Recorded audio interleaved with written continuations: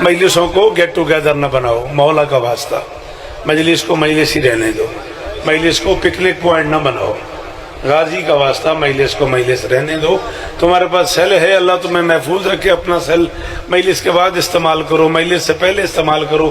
کیمرے لگے ہوئے ہیں، کیمروں پہ بلیو کرو بیٹا، مجلس حسین کا حسن، تشخص، عبادت، تقوی وہ برقرار رہنے دو، اسے گیٹ ٹوگیدر نہ بناؤ۔ اور بالکل ایسے ہی ایک ذاکر کو 20 25 30 بندے بڑے پروٹوکول سے ممبر پہ لے آتے ہیں۔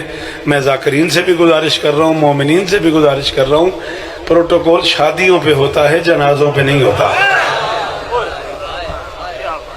حسین کا واسطہ یہ مجلس حسین ہے، یہ 14 کا واسطہ، اسے ذکر ہی رہنے دو، اسے مجلس ہی رہنے دو، اسے مینار پاکستان نہ بناؤ، اسے ذکر حسین رہنے دو۔